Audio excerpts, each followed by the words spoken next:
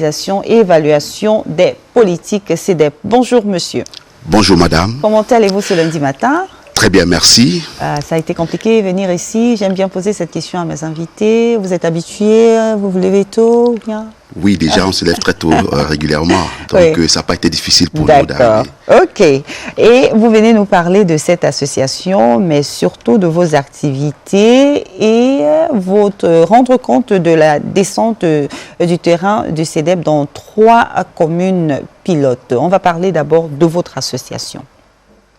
Alors, eh bien, merci de la tribune que la CRTV donne au CEDEP, qui est le Centre d'études spécialisé en décentralisation et évaluation des politiques, qui est une organisation de la société civile et qui travaille principalement dans le domaine de la décentralisation.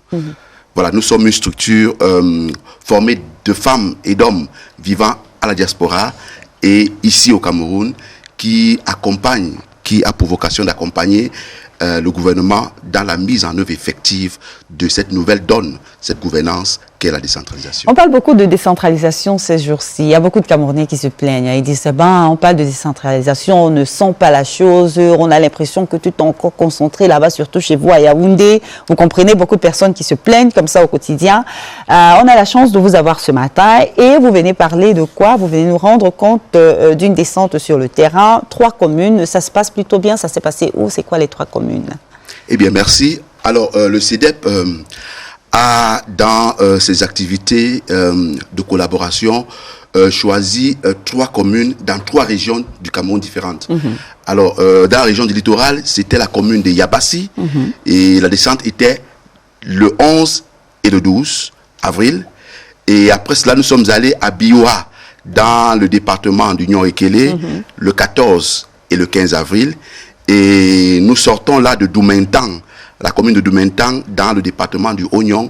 C'était les 21 et les 22 et le 22 avril 2022. D'accord. Concrètement, comment est-ce que vous avez travaillé là-bas quand vous dites que c'était une descente sur le terrain? C'était juste pour évaluer qu'est-ce qui s'est passé, si c'était une évaluation, les résultats, est-ce que sont satisfaisants? Est-ce que ça avance comme vous voulez?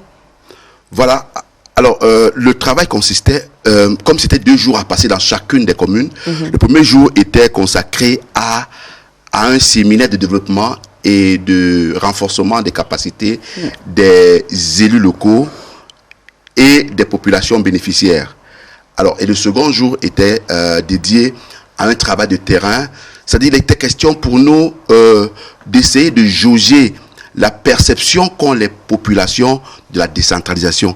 Est-ce que depuis que cette décentralisation est lancée par le gouvernement, qu'est-ce qui a véritablement changé dans leur vie? Quelles sont les aspirations? Que pensent les populations? Qu'attendent les populations de cette nouvelle gouvernance?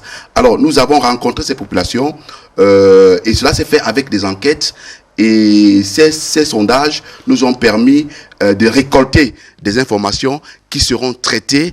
Et d'ici la fin d'année, si tout se passe très bien, nous allons élaborer un rapport et qui sera certainement un outil de prise de décision des CTD. C'est vrai que vous nous dites déjà que on aura les résultats parce que vous aurez les études d'ici la fin de l'année, mais on a envie d'avoir déjà une idée. Vous avez quand même eu le temps de parler à certaines personnes. Est-ce que les résultats sont satisfaisants jusqu'ici? Alors, ce que nous avons remarqué, c'est que la décentralisation risquerait d'être à 2 vitesses. Voilà, ça c'est a priori. On espère que l'interprétation nous dira autre chose. Parce que nous devons traiter parce qu'il y a certains conseils, certains exécutifs communaux et les populations qui ont déjà pris le taureau par les cornes, qui semblent déjà s'avancer et qui font déjà un certain nombre de choses appréciables. Alors que certaines sont à la traîne. Alors on se demande effectivement, donc, d'où l'importance des organisations comme la nôtre, afin d'appuyer le gouvernement et que cette nouvelle gouvernance soit effective réellement sur le terrain, que les populations puissent bénéficier de cette participation, parce que en fait, quand on parle de décentralisation sans participation, il n'y en a pas, parce que c'est la démocratie participative qui accorde aux citoyens une voix de plus en dehors de celle du vote. Parce que normalement, la démocratie représentative, on va élire un représentant, je mets mon bulletin dans l'urne et puis je me tais pendant 5 ans. Alors qu'avec la décentralisation, j'ai cette possibilité de participer, d'aider mon représentant à porter nos aspirations profondes vers les organes délibérants. Merci d'être passé sur le plateau de la matinale, Monsieur Lebet-Frédéric, et parler de votre centre, votre organisation, le CEDEP. Et on attend ces résultats. Naturellement, on va vous recevoir ici lorsqu'on aura les résultats de ces 3 centres, ces communes pilotes. Merci bien, madame. Voilà, on aura une petite page publicitaire et juste après, on va recevoir notre invitée. Elle nous vient de l'Estique. On annonce de ce côté-là une